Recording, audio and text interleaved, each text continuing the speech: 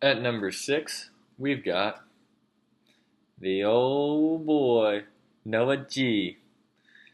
Noah just has a very fundamentally sound team with going two running backs to start, then loading up some receivers in a flex, and then just going more running back depth.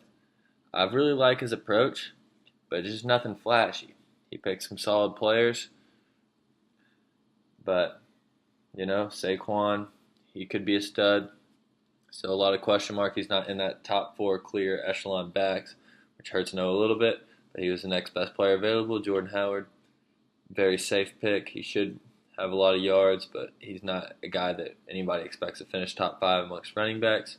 And he's got some receivers who are all very good in their own right and could be stars, but they're not surefire picks either. Just the best guys that Noah could go with after taking two running backs. The thing I do like is how Noah added a lot of depth at running back. They all have question marks, but one of Williams, Jamal Williams, Ronald Jones, Nick Chubb, Jordan Wilkins, all first or second year players here. Really, all he needs is one of these guys to make the step forward, and that can be a perfect partnership with Saquon and Jordan Howard. At tight end and quarterback, he's got some question marks with older, injury-prone players, Philip Rivers and Jordan Reed, but a good team, a sound team that, if all things goes right, could definitely have a great year. I like Noah at 6. At number 5, a guy that I really liked his draft, Austin Happel. Being able to get Gurley at 3 is incredible value. Comes back, gets another great running back, Christian McCaffrey, off the board, and then just goes receiver, receiver, receiver. All super high upside guys. Stephon Diggs, Josh Gordon, Juju, Corey Davis. He needs 3 of those 4 guys to really pop, and then he's set for sure. And then he still is able to get a top half quarterback in Drew Brees. Austin Happel, phenomenal first half of the draft.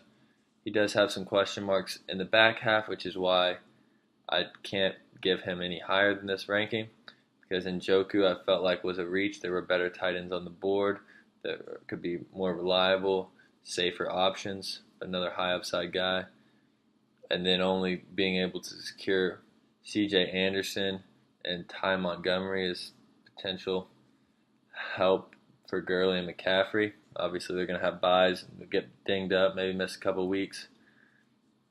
But overall, I do like Happel's team. Obviously, Gurley and McCaffrey, arguably the top 1-2 running back punch anybody's got.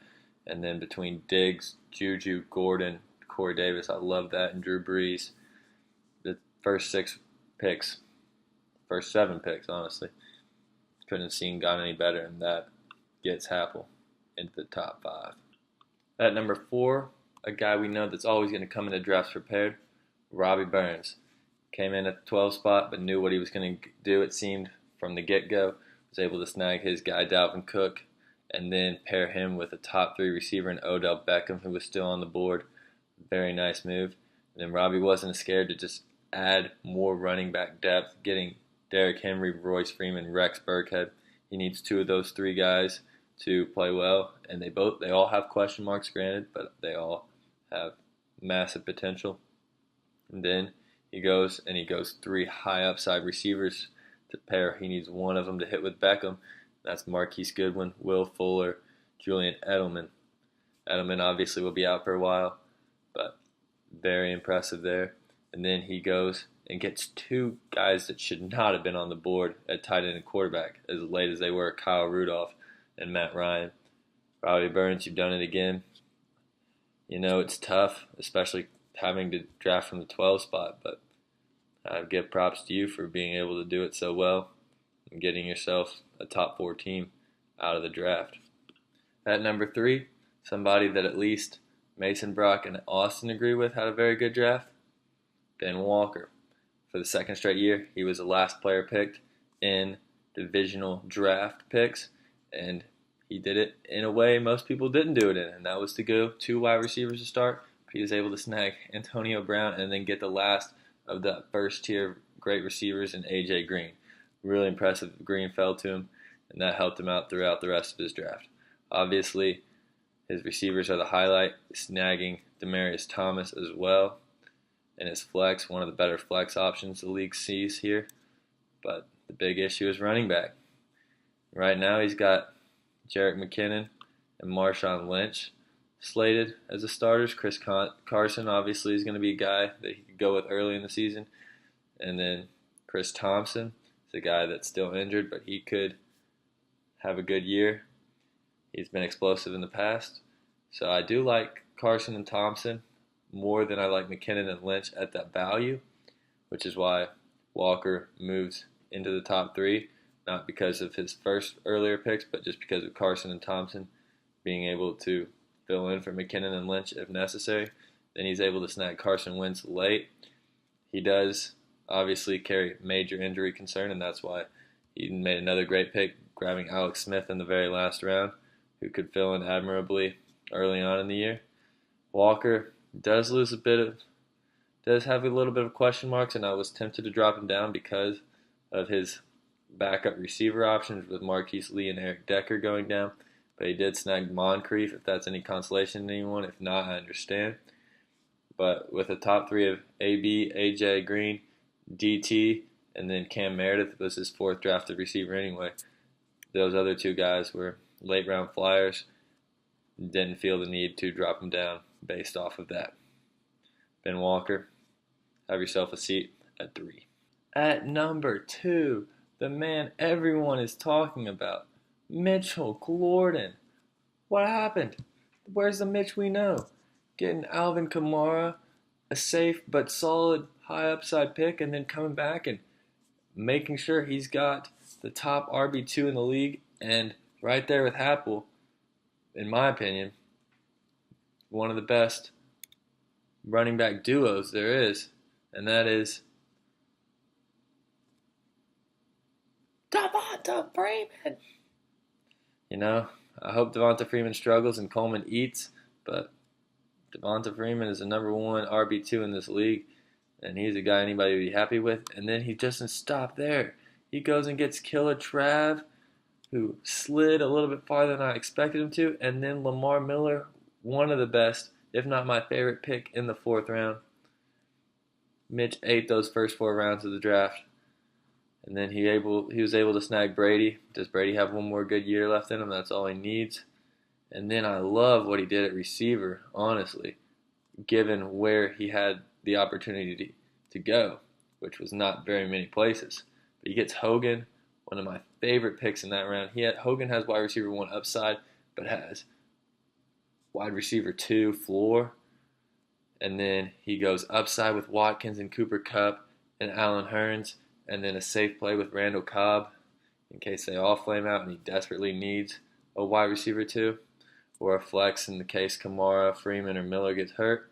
Obviously, his running back depth is very weak after that, as Austin Eckler is the only guy on that running back bench. So that's why Mitch is not number 1. But based off draft alone, you got to hand it to Mitchell Gordon. He popped off.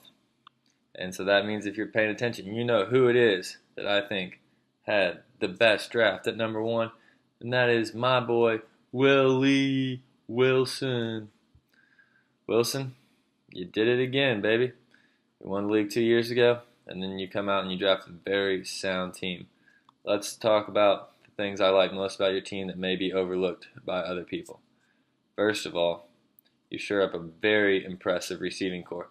Outside of the 2 Bens, I think you have the best receiving core 1 through 3 in the league.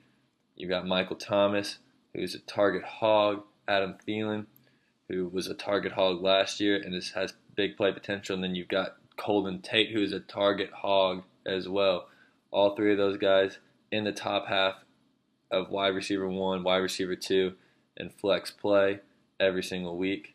And then you get very good late round potential and upside with Trey Burton and Matthew Stafford at the tight end and quarterback positions without having to sacrifice early round picks where you could stockpile on running backs. So you go and you get Melvin Gordon, who isn't a flashy player, but he always gets touchdowns and he always gets carries. So I respect that pick, and he was the best running back available. You couldn't really go without him there. And then you just load up on other guys that you just need one of these guys to be a wide receiver too, and you're here. And that's Kenyon Drake, Mark Ingram, who obviously has a 2 weeks, 4 weeks to wait, and Sony Michel, who's coming off an injury. So you've got Kenyon Drake to start, and Kenyon Drake should be a reliable starter early on if something goes wrong in Miami. Hopefully by then you've got Ingram or Michel waiting in the wings who could be easily viable running back twos. I just like your team a lot. I think it's the most balanced team in the league, and it's hard to separate these teams. Obviously, nothing on your team just sticks out at any one person, but just combing through it, I saw all those pieces.